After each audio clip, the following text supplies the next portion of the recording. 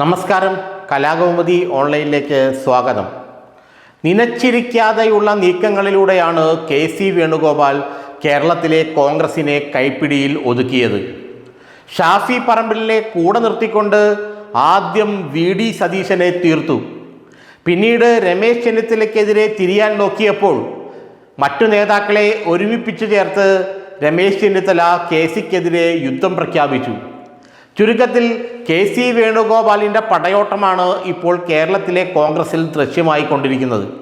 ഷാഫി പറമ്പിലിനെ പിന്തുണയ്ക്കുന്ന വലിയൊരു വിഭാഗം യുവനിരയുടെയും പിന്തുണയോടെ AICC സംഘടനാ ചുമതലയുള്ള ജനറൽ സെക്രട്ടറി രാഹുൽ ഗാന്ധിയുടെ വിശ്വസ്തൻ കെ.സി. വേണുഗോപാൽ ഏതാണ്ട് പൂർണ്ണമായും പാർട്ടിയെ തൻ്റെ കാൽക്കീഴിൽ അമർത്തിയിരിക്കുകയാണ്. വരുന്ന നിയമസഭാ തെരഞ്ഞെടുപ്പിൽ കെ.സി. വേണുഗോപാലിൻ്റെ നേതൃത്വത്തിൽ UDF തിരഞ്ഞെടുപ്പിനെ നേരിട്ടാലും അത്ഭുതപ്പെടാനില്ല എന്ന സൂചനയാണ് കോൺഗ്രസ് ഹൈക്കമാൻഡ് നൽകുന്നത്.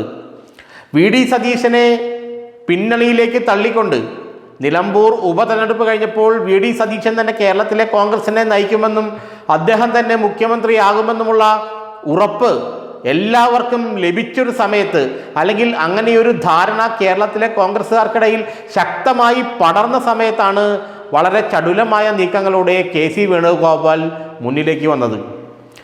രാഹുൽ മാങ്കൂട്ടത്തിനെതിരെയുള്ള ലൈംഗിക ആരോപണ കേസ് ഉയർന്നു വന്നപ്പോഴായിരുന്നു സ്ഥിതിഗതികൾ പെട്ടെന്ന് മാറിയത്. അത്രയും നാളും നിശബ്ദനായിരുന്ന കെ.സി. വേണുഗോപാൽ മുന്നിലേക്ക് വന്ന് ഷാഫി പറമ്പിലിനെയും രാഹുൽ മാങ്കൂട്ടത്തിനെയും ചേർത്ത് പിടിച്ചു. രാഹുൽ മാങ്കൂട്ടത്തിൻ്റെ ചാപ്റ്റർ ക്ലോസ് ചെയ്തു എന്ന് മാധ്യമങ്ങൾക്ക് മുന്നിൽ പറഞ്ഞ പ്രതിപക്ഷ നേതാവ് വി.ഡി. സതീശൻ അക്ഷരാർത്ഥത്തിൽ പെട്ടുപോവുകയും ചെയ്തു.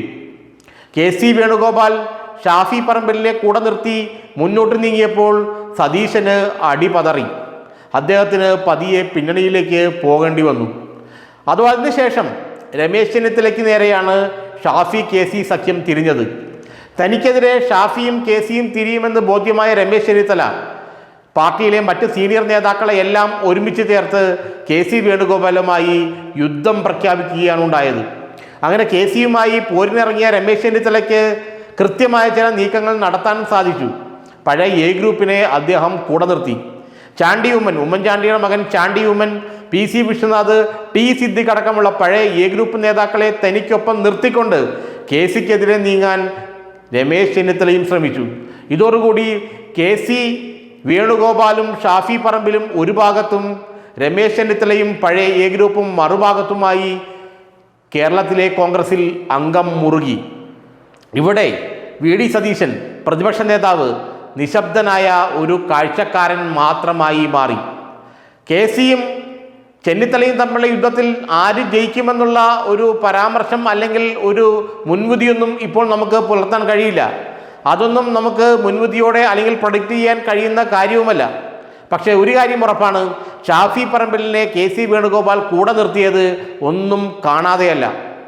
കൃത്യമായി മുഖ്യമന്ത്രി പദം ലക്ഷ്യമിട്ടുകൊണ്ട് വരുന്ന തെരഞ്ഞെടുപ്പിൽ UDFനെയും കോൺഗ്രസിനെയും താൻ നയിക്കുമെന്ന സൂചന കേരളത്തിലെ കോൺഗ്രസ് നേതാക്കൾ നൽകിക്കൊണ്ട് തന്നെയാണ് കെ.സി. വേണുഗോപാൽ ഷാഫി പറമ്പിലിനെ കൂടെ നിർത്തിക്കൊണ്ട് രാഹുൽ മാങ്കൂട്ടത്തിനെയും അവരുടെ സംഘത്തെയും കൂടെ നിർത്തിക്കൊണ്ട് യൂത്ത് കോൺഗ്രസിനെ പിടിച്ചെടുത്തത്. യൂത്ത് കോൺഗ്രസിനെ രമേശ് ചെന്നിത്തലയുടെ അടുത്ത ആളായ അല്ലെങ്കിൽ ആ സ്ഥാനത്തേക്ക് വരാൻ സർവ്വതാ